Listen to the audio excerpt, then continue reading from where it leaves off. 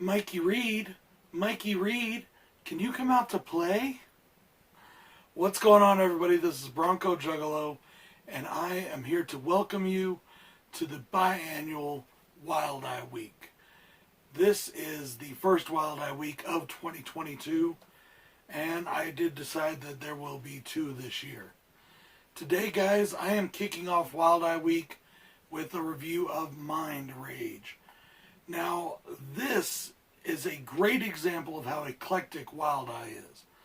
This is a thriller that was made back in the 1990s.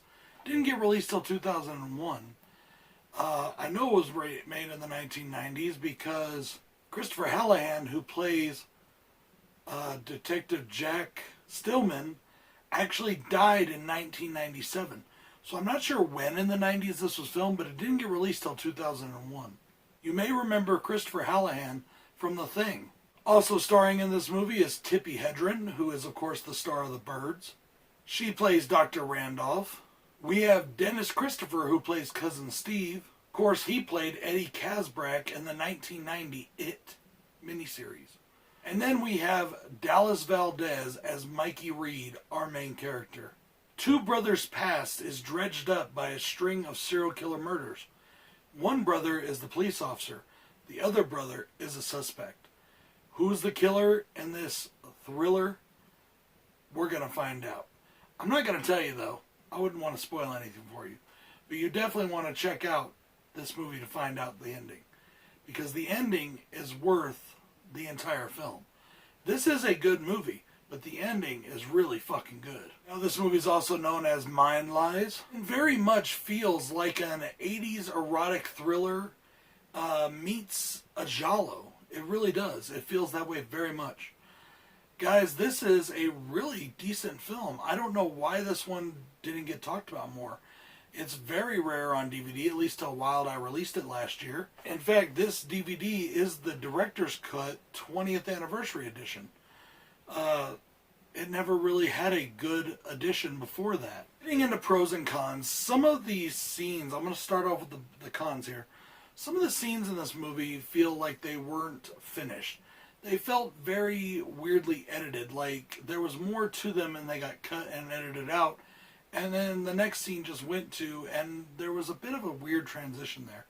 Especially in the ending. We get this, what we think is the ending, and then bang, and it cuts.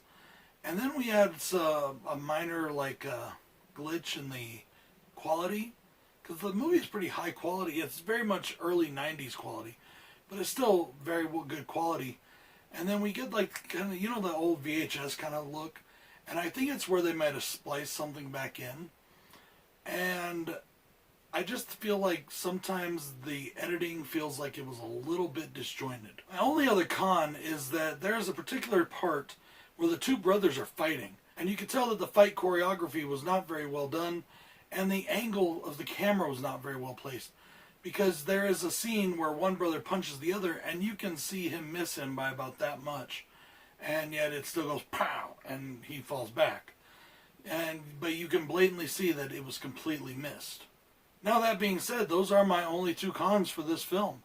I thought, even though I don't have a lot to talk about, the film was incredibly well done.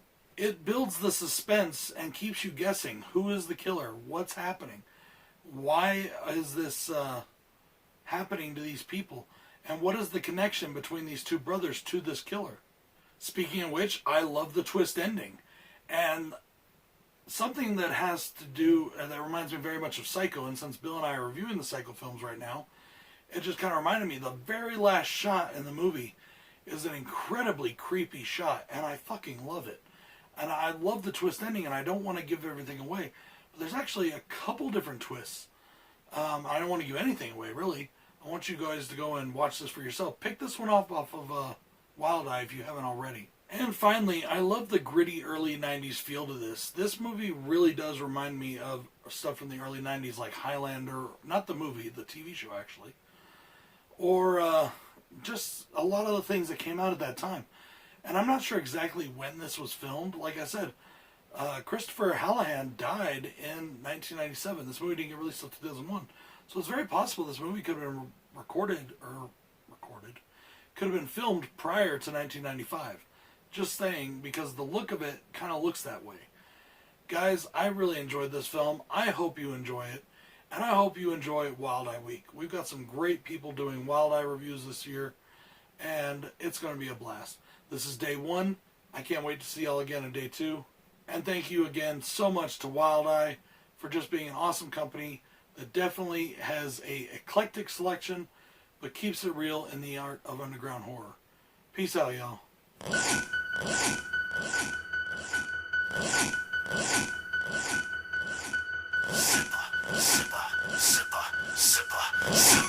Mr. Sipper Face, motherfucker. Outside your window, peeping, creeping through the doggy door. But your doggy can't alarm your severed head, don't burn no more. Kitchen floor is stained with crimson nightlock, got an empty slot, and the biggest knife is missing. Used to be